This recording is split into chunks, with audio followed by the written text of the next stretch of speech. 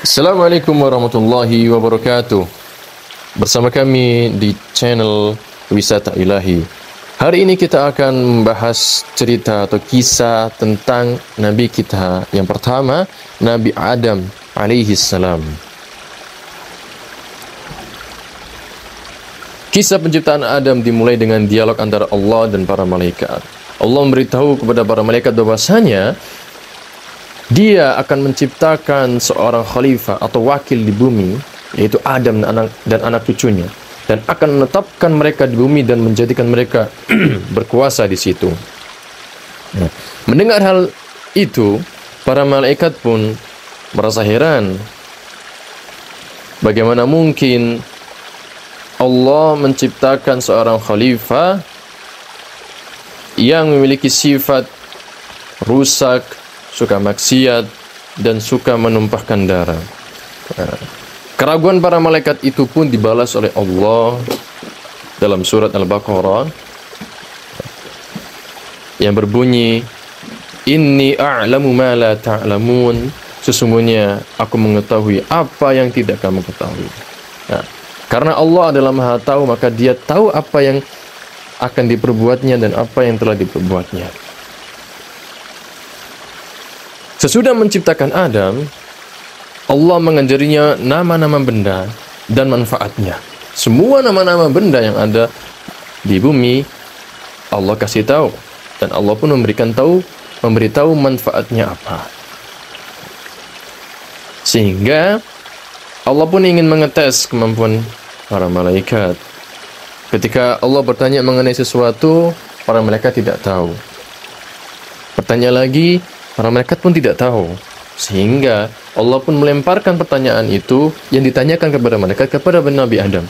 Dan Adam pun menjawab semua pertanyaan yang dilemparkan oleh Allah tersebut. Maka Allah pun menegaskan bahwasanya Allah tahu segalanya, sebagaimana yang tercantum dalam surat Al-Baqarah ayat 32-33 yang berbunyi, Tidaklah telah kukatakan kepada kalian bahwa aku mengetahui segala yang ada di langit dan segala yang terdapat di bumi yang tidak diketahui oleh selain aku. Sedang aku mengetahui perkataan yang kalian ucapkan dan kalian sembunyikan dalam diri kalian.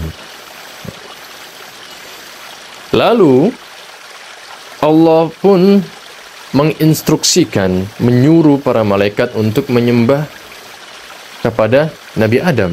Nah, di sini menyembah bukan berarti beribadah, ya, tapi di sini menyembah dalam bentuk penghormatan.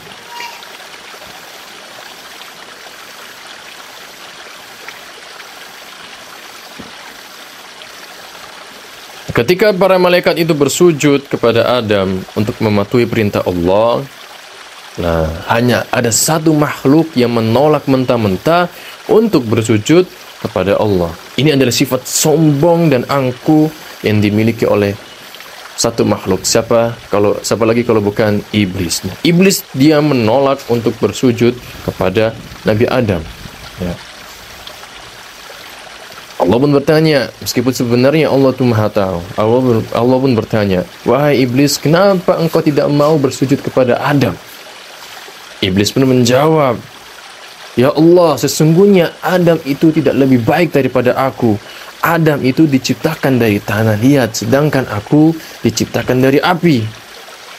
Sesungguhnya api lebih baik daripada tanah. Itu adalah pendapat dari iblis. Karena sifat sombong tersebut, sifat angkuh yang dimiliki seorang iblis, maka Allah pun mengusirnya dari surga dan mengutuknya dengan kutukan yang kekal hingga akhir hari kiamat karena kesombongannya. Di surat Shad ayat 73-78. Ya. Karena iblis tahu bahwasanya dia telah diusir dari surga dan akan masuk neraka untuk selama-lamanya, maka dia pun memohon kepada Allah agar dia diberikan hidup ajalnya sampai hari kiamat. Tujuannya apa? Agar dia bisa mengganggu anak-anak Adam dari jalan Allah. Ya, iblis pun berkata kepada Allah, "Ya Allah, berikanlah aku hidup sampai hari kiamat, maka aku akan bersumpah untuk mengerahkan seluruh tenagaku guna menyesatkan anak-anak Adam dan menjauhkan mereka dari jalanmu yang lurus dengan menggunakan segala macam cara." Maka akhirnya iblis pun keluar dari surga, dan nanti kelak ketika Adam tinggal di dunia, maka iblislah yang akan mengganggu dan menjerumuskannya sampai di zaman sekarang. Oke, bercerita sedikit tentang iblis. Sesungguhnya dalam beberapa riwayat, iblis adalah salah satu makhluk yang sangat rajin dalam beribadah. Bahkan dikatakan tidak ada di tempat muka bumi ini sejengkal pun kecuali iblis pernah sujud di situ. Beberapa riwayat menyebutnya bahwa iblis nama aslinya adalah Ajazil. Ya, sebagaimana yang mungkin kita pernah tahu dalam kitab Bidayah wa Nihayah, ya, penulis kitab tersebut menjelaskan bahwa dulu iblis ini sangat baik sekali dan sangat rajin. Makhluk yang sangat rajin dan mungkin disebut paling rajin dalam beribadah kepada Allah. Membantu para malaikat untuk mengusir atau bahkan bisa dibilang berperang melawan jin, makhluk jin yang dulunya tinggal di bumi terlebih dahulu, memerangi mereka. Kenapa? Karena jin itu suka merusak, suka bermaksiat, suka menumpahkan darah, suka berdosa di muka bumi. Sehingga Allah pun menyuruh para malaikat yang dipimpin oleh iblis, atau dulu mungkin disebut Ajazil. Ya. Karena mungkin iblis ini merasa sangat tinggi, sangat baik, sangat mulia, sehingga dia itu gengsi. Ya.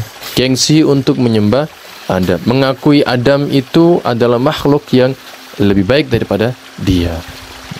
Nah, pelajaran penting dari kisah ini adalah bahwasanya sebaik apapun kita, ternyata ketika kita memiliki sifat sombong atau angkuh dalam diri kita, maka kita akan menjadi orang yang sangat tercela.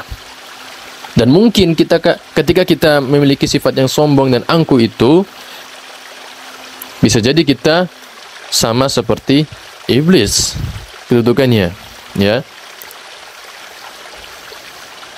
Maka diharapkan sekali, sangat diharapkan dan sangat diwajibkan bagi kita semuanya sebagai seorang muslim agar senantiasa menghindari sifat sombong atau angkuh.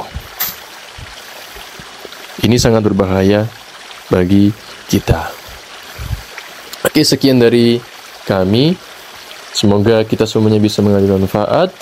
Sekian. Assalamualaikum warahmatullahi wabarakatuh.